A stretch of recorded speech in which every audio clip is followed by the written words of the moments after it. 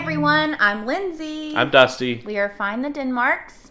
We just wanted to give a quick recap because we've actually been on another MSC cruise since the last one. So we went on our second cruise just a few weeks ago and we learned some more things, and we just wanted to share some stuff with you. Yeah, so we're going to just kind of talk through the cruise that you've seen. If you haven't watched the vlog of the 4-night cruise that we did, go back and watch it. And I'll try to put a link up here for that. But go back and watch that one. You can kind of see in detail of what we did every day. But we said in there that when we got home, we wanted to do a full kind of just overview of our thoughts. This was our very first cruise on MSC, where we've done a lot of cruises we've done Royal Caribbean, Carnival, a lot of Carnival, Norwegian, even Disney.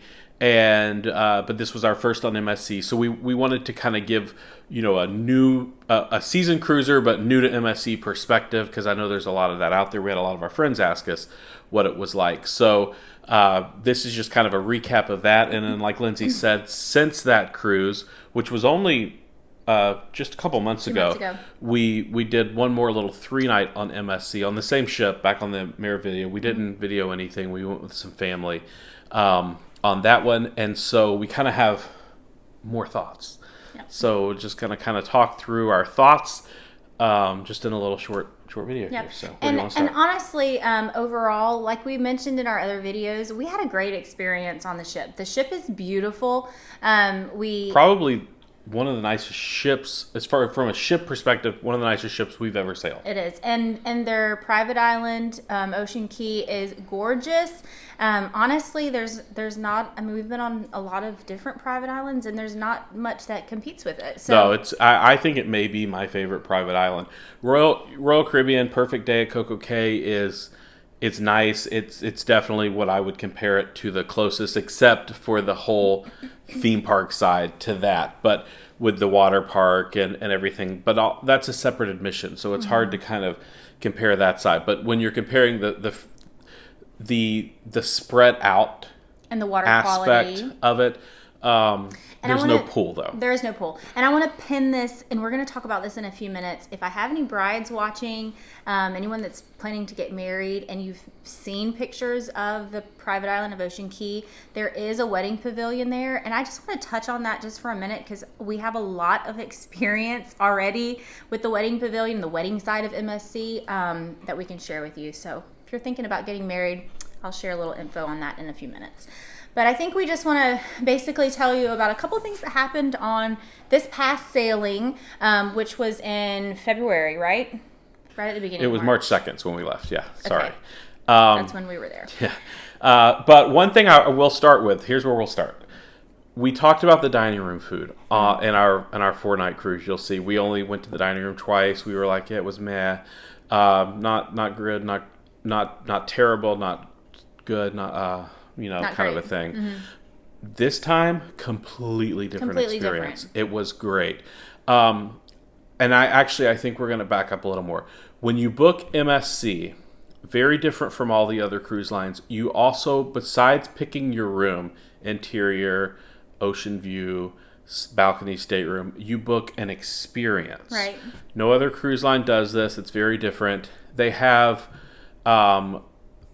four different experiences that you can book. If you're booking a normal stateroom, then there are 3 different experiences. There is Bella, Yep. Fantastica, and Aria. Aria. And make sure you say it Aria. Don't say it Aria, because you'll get or any other corrected. way. It's Aria.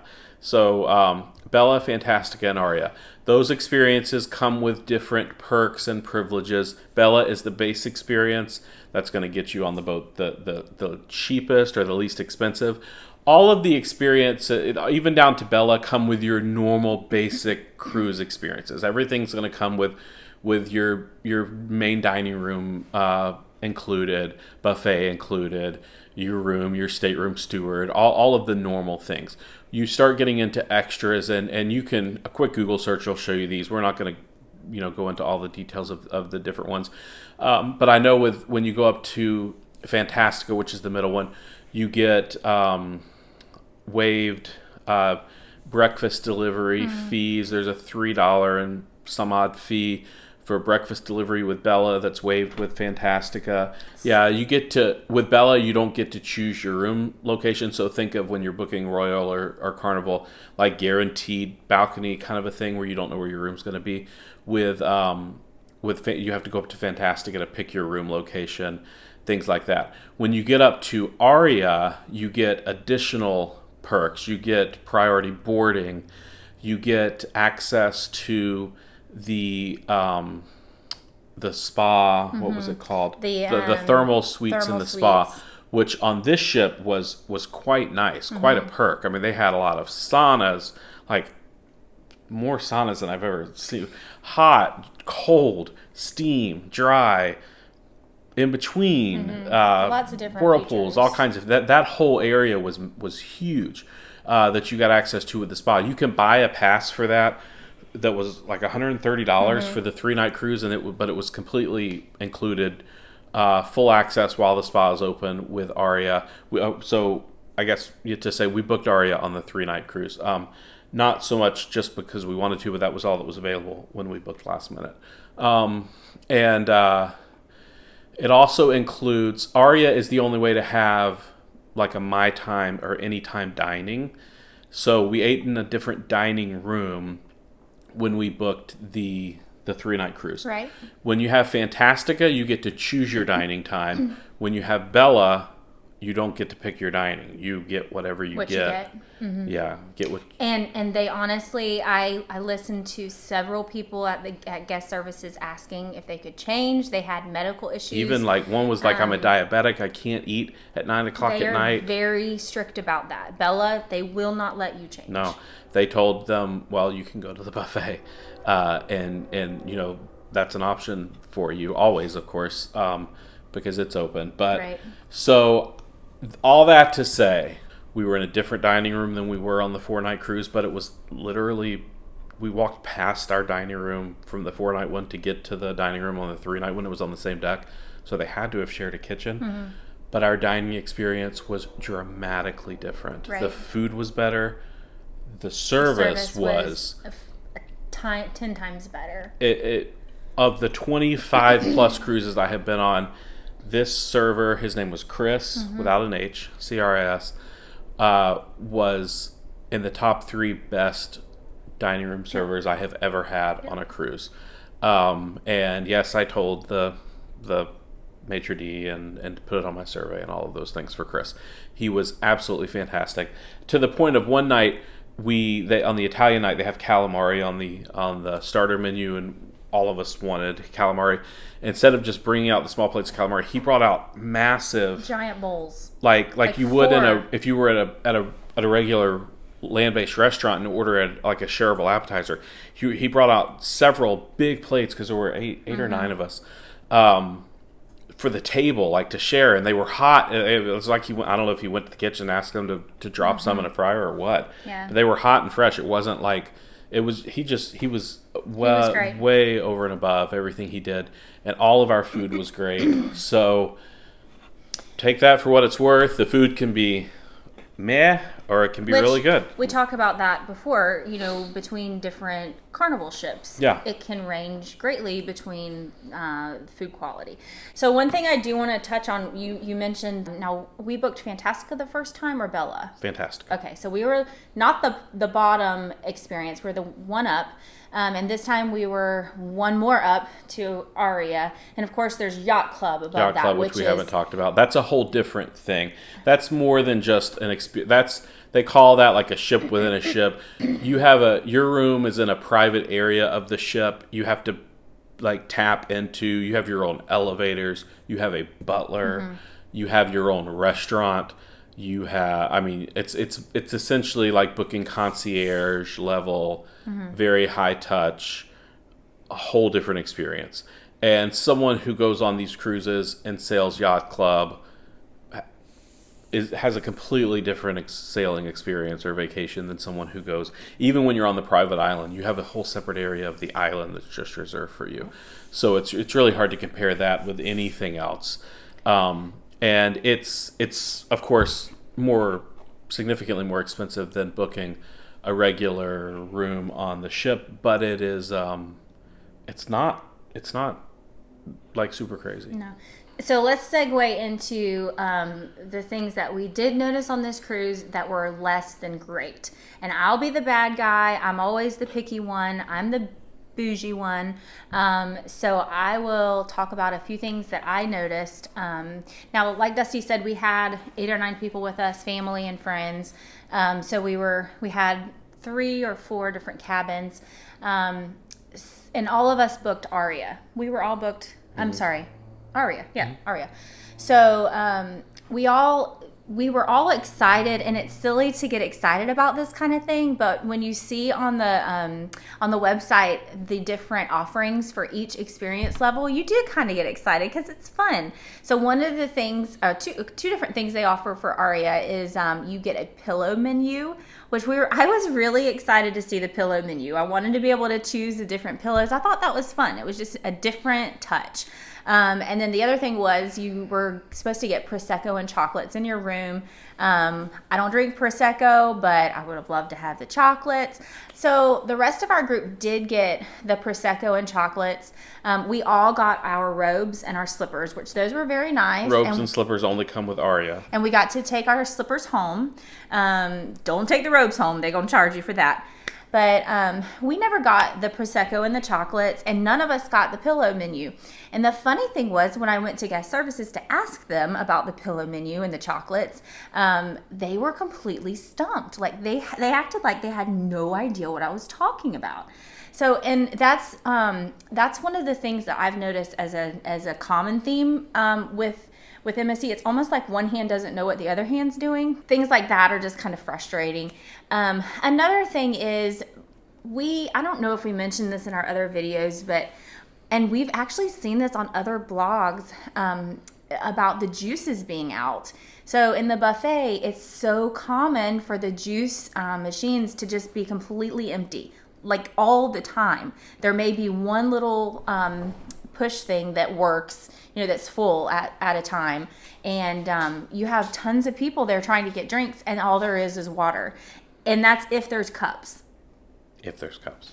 So we'll kind of segue into this. You hear our mini golden doodle walking around on the wood floors. Sorry about that. The Meraviglia, that's this is our first and now second MSC Cruise, and only on the Meraviglia. Definitely seems to have some service issues. Depending on what blogs or vlogs we have looked at or read, it does kind of seem to be maybe that these service issues are kind of isolated to this ship. Maybe not MSC as a whole, hopefully, because I see great things about a lot of their other ships. But this one, for sure. I actually heard through a vlogger's Para DJ that MSC was sending corporate trainers on the boat, like right as we were getting off or right around the time, to help with this. So we'll see. But the buffet especially seems to be where they need help. I mean, it is not uncommon to walk up to the area where the plates, and there's not just one area, there's a lot, the way that it's set up in stations, but to one of the areas where plates are and there be no plates, or like she said, one of the area where the cups are and there be no cups, and all of the areas where the juice machines are, they just dispense water, or they should, a lot of them they'll say like tea or lemonade, and it's just water. So definitely some service issues. And one thing that we can mention is don't get frustrated. You're on vacation. Just kind of let it roll off. We're just sharing these things so that you kind of come in knowing that it might be a problem. But one thing that we can tell you is if you go to the back of the buffet, the very back, just keep walking all the way to the back. They have most of the same food items, and they're actually a little better stocked. A lot better. And, well, less lines. Yeah. That is the biggest secret on the cruise. In fact, one day we heard there was a dad and his little girl, like 5 or 6 year old, at going back there, and he was telling her, we can't tell anyone about the secret buffet because, especially at breakfast time, it is the identical buffet in the back. The up front one will be 15, no, not exaggerating, 15 people deep in line waiting to get to the point where the plates are. And in the back, nobody. Right. Nobody. And at lunchtime, it's the same way. You get back there and there's 2 or 3 people. In the seating area, too. And then there's seats. Up front, you can't find a place to sit. In the back, there are seats. So everyone just stops right when they get to the front. But if you'll walk to the back, ample seating and empty things. At lunchtime, when they have a lot more variety, there may be one or, like at the front, there's a grill where they're doing burgers and hot dogs. That's the only place you can get those. Other than that, the rest of the hot food and the mashed potatoes and all that kind of stuff, it's in several places. So in the back, you can get most of the same food. There's pizza back there. There's 2 pizza stations, so you can get pizza back there. And you can get it in the back. So definitely go to the back, and you will have much less frustration and much less complaint. Yep. Probably, because that part we never had a problem with, right. but our group was just used to it. That's where we met. That's how, in the mornings we knew that someone in our group was going to be at a table back there, and we had no problem. We had, like we keep saying, 8 or 9 people, and we had no problem, all of us sitting together every single time we went to the buffet when we went back there. No problem at all. Yeah. So let's quickly talk about the island, going on the island. A couple things that we noticed there. If you're willing to do it, skip the buffet on the island. Just go to the food trucks. They have, we got cheeseburgers when we were there and fries, and I got a pasta salad that was really good. And that's the same thing that's on the buffet. The only thing more on the buffet that you're getting is like maybe some crunchy cookies that were not very good. Well, the barbecue stuff, chicken the was jerk good. Chicken and the ribs. And so that's what you're getting and some of the hot sides on the buffet. But if you want cool that food, if you want the buffet food, go at early. 11 when it opens, or wait until like 1:30 because I think it stays open till 2. Right. Just don't go in that noon time frame because we walked by it. You saw it in the video of the long line. We walked by it and it was every bit that long, and we did not wait in it this time. We went to one of those trucks we didn't even wait. We walked straight up to the truck, ordered the food, got it, sat down, and ate. No drinks there, right? There weren't any drinks. No, not at all. Okay, nothing, not even water. And this is what's going to segue us into the next little bash this cruise, which we're not trying to bash. But before you get there, at the buffet area, there is a drink station that's grab and go. So I still walked over there, grabbed a iced tea, grabbed a lemonade, and walked away. You don't have to wait in the line to get the drinks. You can walk around to where the drink station is, over to if you're looking at the buffet line, it's over to the right-hand side. So grab your drinks and then keep walking to the food truck. So you can get your included, if you just want water, tea, lemonade, that kind of thing, you can grab that there. But you will not get a beverage at the food trucks. They only have food. One thing you're going to see as a general theme, probably over and over and over and over, especially for the Meraviglia, is the bar service is not great. Anything at the bar, any kind of drink, it's just tough to get them to respond, to move quick. I think that they have a hard time staying stocked, and especially on the private island, there are a lot of bars. There's probably, I counted, 8 or 10. I think probably 8 or 10, because you walk by them and there's always a really long line. And on the ship, the bars are really busy. Again, they're working super hard. There's just some disconnect there, and I don't know if it's the service, all of the service, or if it's they don't have the supplies they need or whatever. But on the island, we noticed that there were a couple different bars where they didn't have working, they didn't have enough ice, they didn't have working blenders, so people were just standing for 45 minutes or more waiting on drinks. So that even said, just to get a water. Yeah, a Diet Coke. You still have to pay anything. For the waters because they're in cans. So you have to wait to get that. So I think that I would recommend bringing a cup, an insulated cup, fill it up, bring it with you all day, and then that way, if you want to venture out past where the heavy density of the guest areas, where the bars are and the buffet, if you want to go out past that, then you have something to drink and you're not going to die of thirst. So bring your cup, and they'll let you do that. That's not a problem. Yeah. And they don't have roaming wait staff. No. I don't know why that is. I don't know if that's something they used to have with staffing shortages. If Not that's on the something that'll beach. come back. They don't have it on the beach. They don't have it on the boat. Yep. Which is really disappointing. They just don't do it. When I'm sitting in my beach chair and I'm sweating, I want somebody to come to me. And they're not like that. So bring your cup. Just bring your cup. So I do want to talk really fast, since we're talking about the island, about the wedding piece. The wedding pavilion that is out on the island at the point is stunning. It is so pretty. And the first time we went there and we saw it, I used to plan weddings. That was a job of mine. And I knew as soon as I saw it that it just had to be booked all the time. And, it was just going to be highly desirable for brides because the view is gorgeous. When you look behind the pavilion, the water is just this beautiful aqua blue, and it's just gorgeous. There's plenty of seating for people, and it's kind of secluded back to the back side of the island. So we actually, Dusty's sister is going to be getting married next year, and she wanted to get married on a cruise ship. So she was planning on taking a Carnival cruise and doing her wedding there. But we wanted a little bit of a shorter itinerary. So we talked to her about doing the MSC island, the private island, and she was on board. So, which is one of the main reasons we went on this second sailing, for her to see the pavilion. And I will say the experience of trying to reach someone at MSC just to see if the date is available that she wants has been completely unsuccessful. I have not been able to reach one person, not one, in the last 3 months to give me any information about the wedding pavilion. Yeah, part of the reason we booked the cruise was just to see if we could talk to someone on board. We literally booked the cruise to talk to a wedding planner. We could talk to the wedding planner on board to see if we could get any information. And we did get to talk to one on board. And it's been a situation where you call the main line and they say, yeah, you have to talk to a wedding planner. Let me give you this email address. And they give me an email address, and I email the person that I'm supposed to email with no response.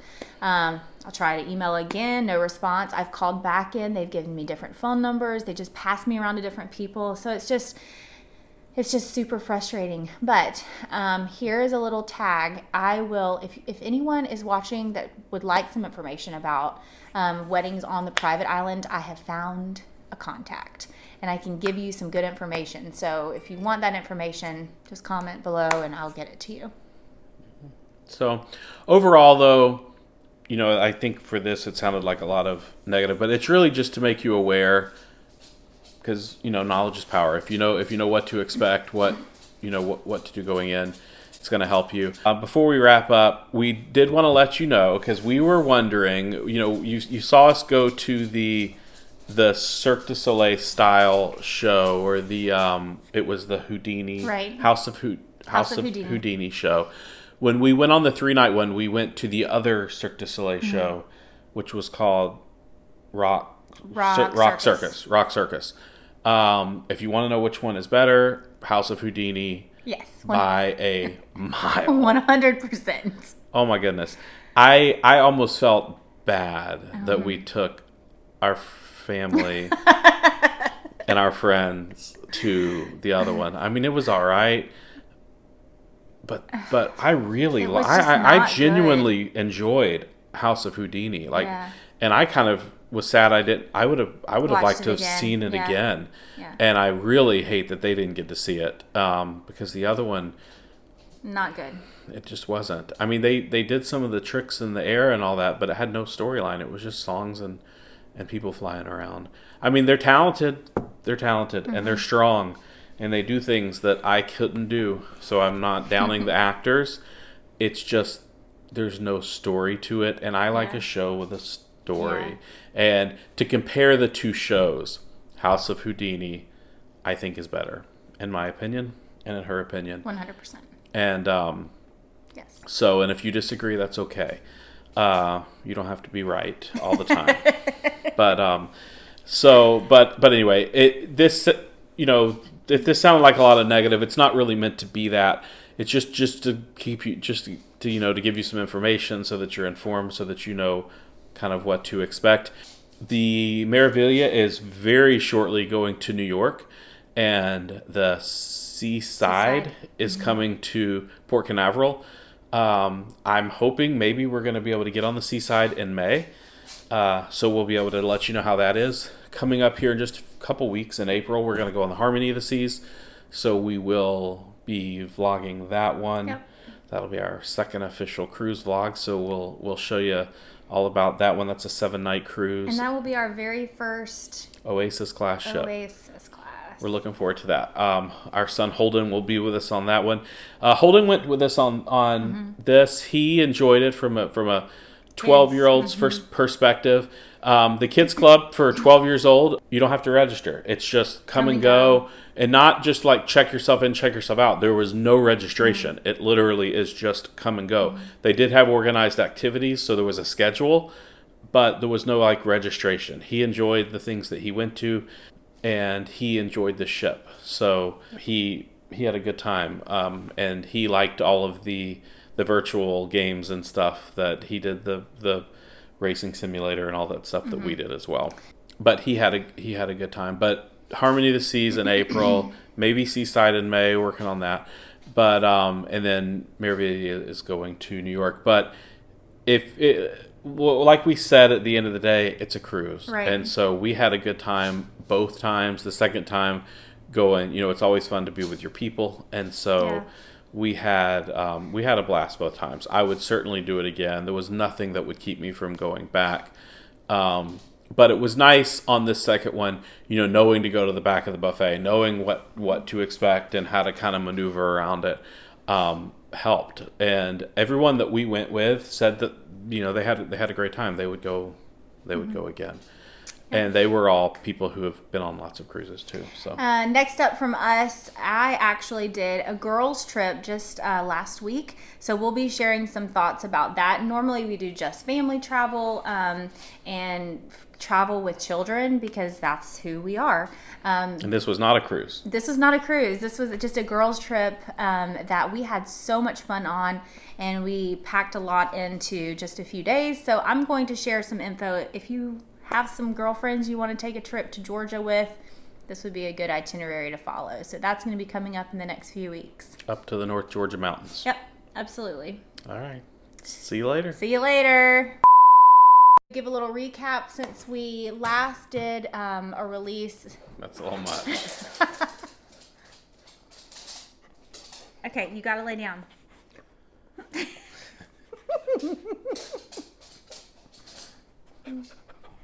People will love it if he does that. That's a little too much. Him coming between us like that would be hilarious.